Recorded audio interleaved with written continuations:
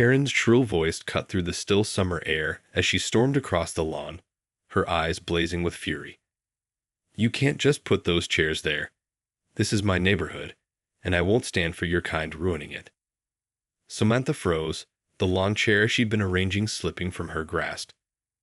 She'd only been trying to enjoy a quiet afternoon on her own property, but now dread pooled in the pit of her stomach as she faced the enraged woman. I'm sorry. I don't understand, Samantha stammered, her heart pounding. What's the problem? The problem, Karen sneered, nostrils flaring. The problem is that you're bringing down property values with your tacky lawn ornaments. We have standards here, and your kind doesn't belong. Samantha's mouth went dry as she processed the woman's words. My kind, she repeated, a spark of indignation igniting within her. What is that supposed to mean? Karen's lip curled in disgust. Oh, don't play dumb with me. I know your type. Low class, entitled squatters who think they can do whatever they want. She gestured wildly at the simple lawn chairs. Well, not in my neighborhood. You don't. Samantha felt her face flush with anger.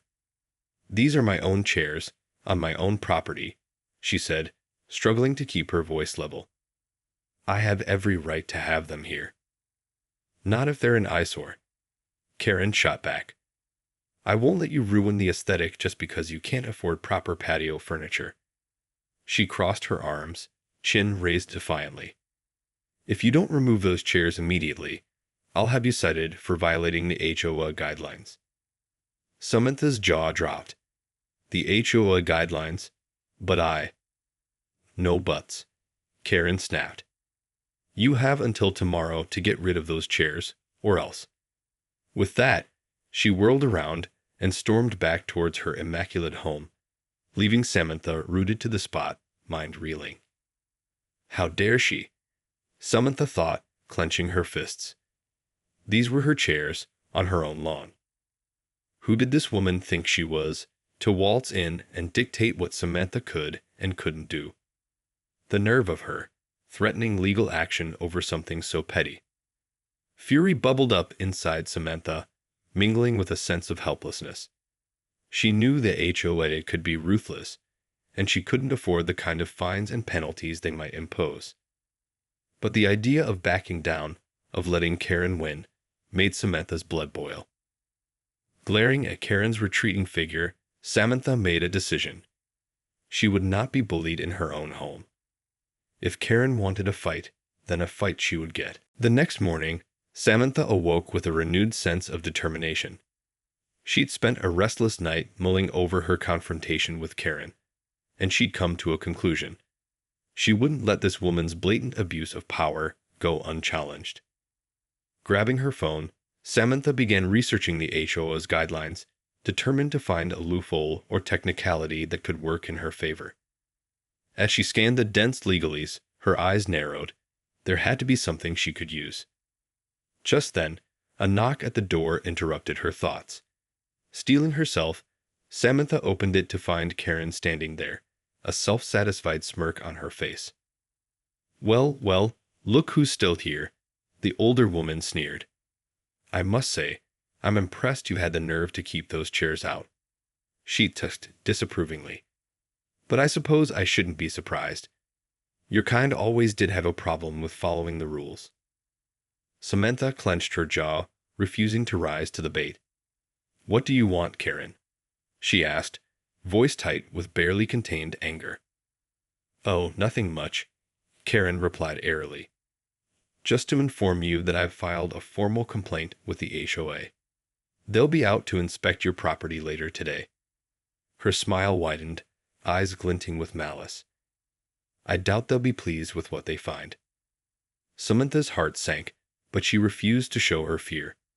That's fine, she said, lifting her chin defiantly.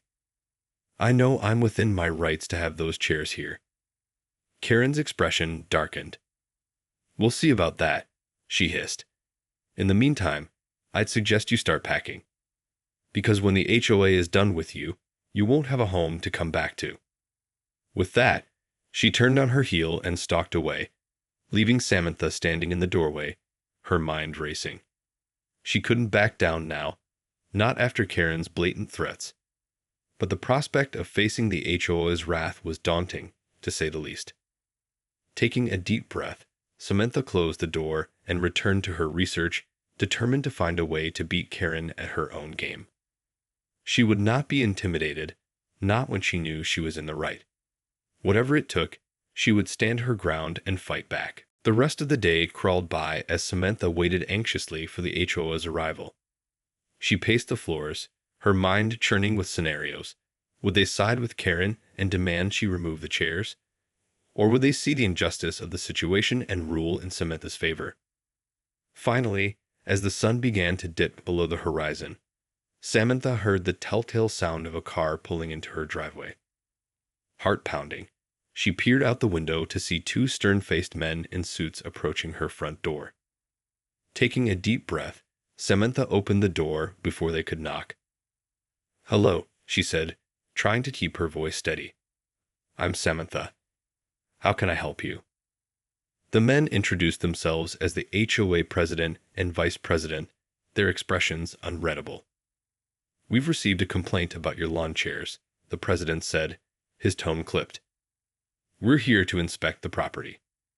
Samantha nodded, trying to project an air of confidence she didn't quite feel. "Of course, please come in." As she led them outside, she could practically feel the weight of their scrutiny. The men examined the chairs in silence, occasionally exchanging a murmured comment. Samantha waited with bated breath, her palms growing sweaty. Finally, the president turned to her, his brow furrowed. "Mrs. Jacobs, the HOA guidelines clearly state that all outdoor furniture must be of a certain quality and style," he said sternly. "I'm afraid these chairs do not meet those standards." Samantha's heart sank, and she opened her mouth to protest, but the vice president held up a hand. "However," he continued, "the guidelines also state that residents are allowed a certain amount of leeway for personal expression, as long as it doesn't significantly impact property values." Samantha felt a flicker of hope. "So you're saying?" "We're saying that while the chairs may not be to everyone's taste, they don't appear to be causing any real harm," the vice president said. "Therefore, we see no reason to demand their removal." Samantha could hardly believe her ears. "Thank you so much," she breathed, the weight of worry lifting from her shoulders. "I really appreciate your understanding." The president nodded, his expression softening slightly.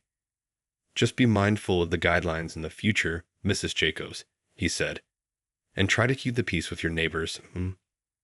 As the men turned to leave, Samantha couldn't help but feel a surge of triumph.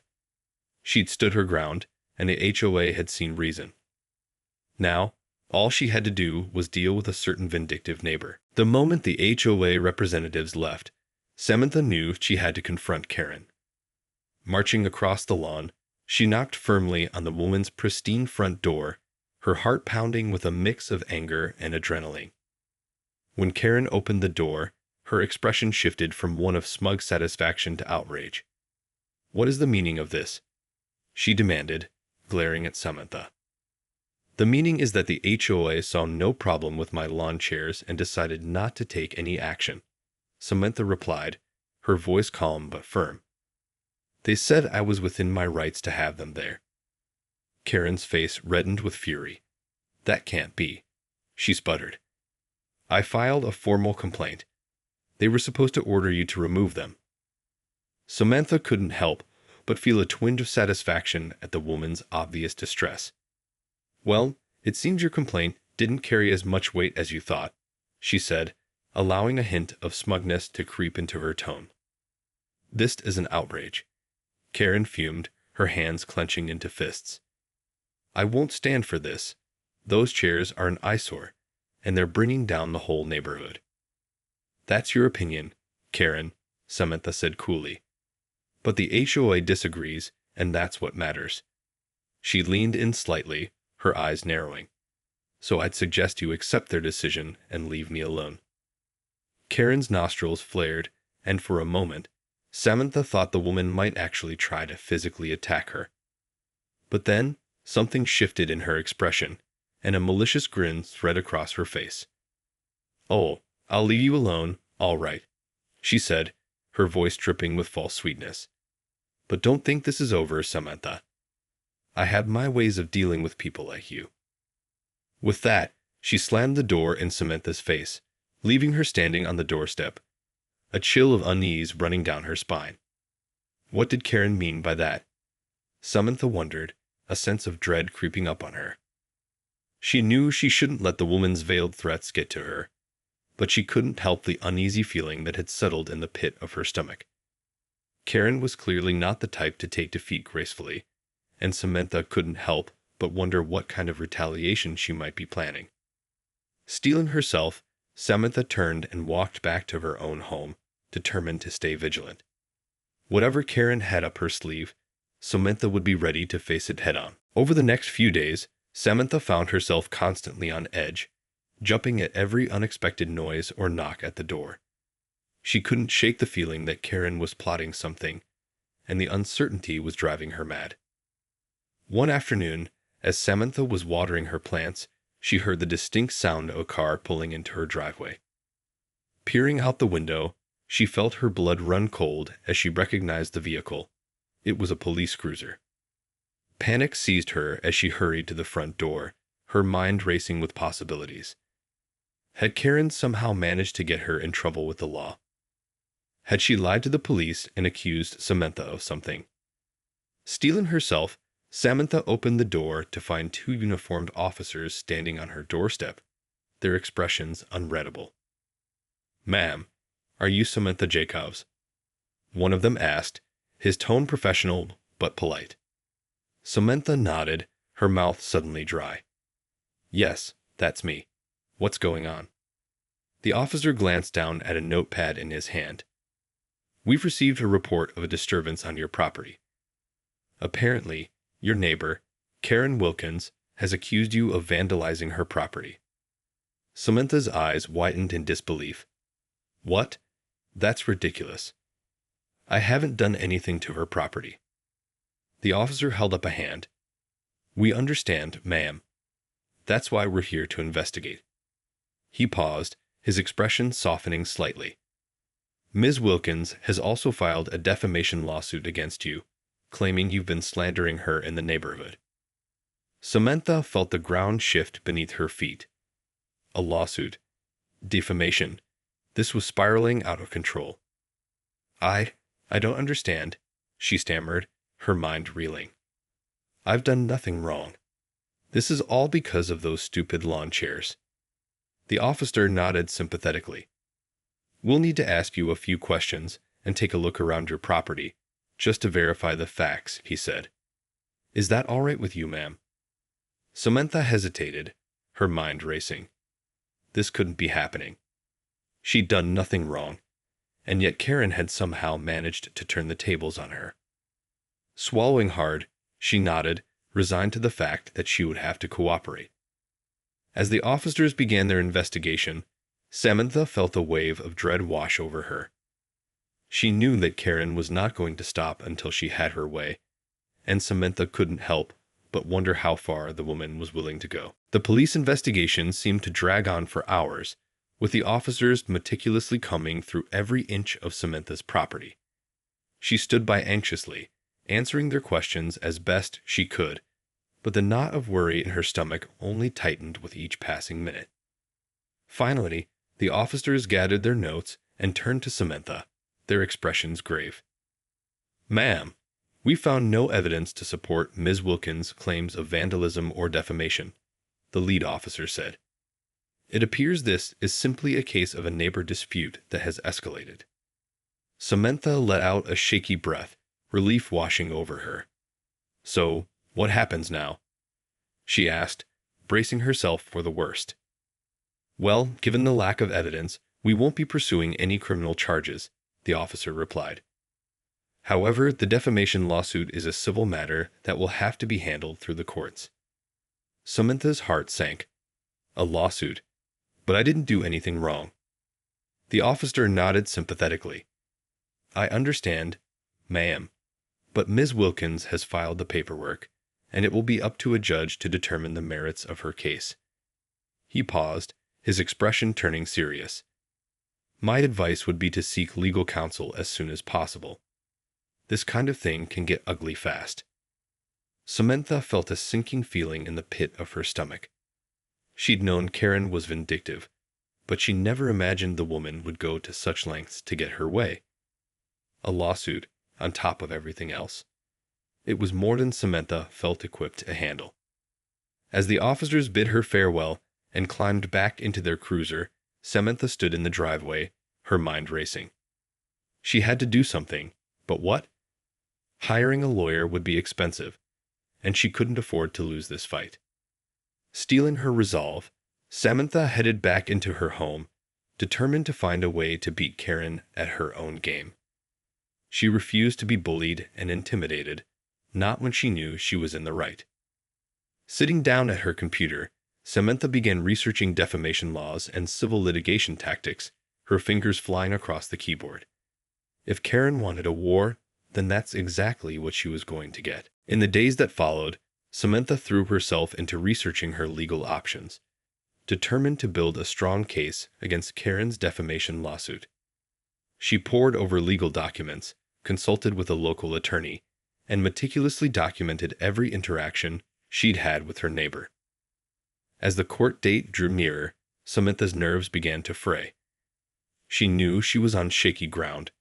Karen's accusations, however unfounded, carried weight in the eyes of the law.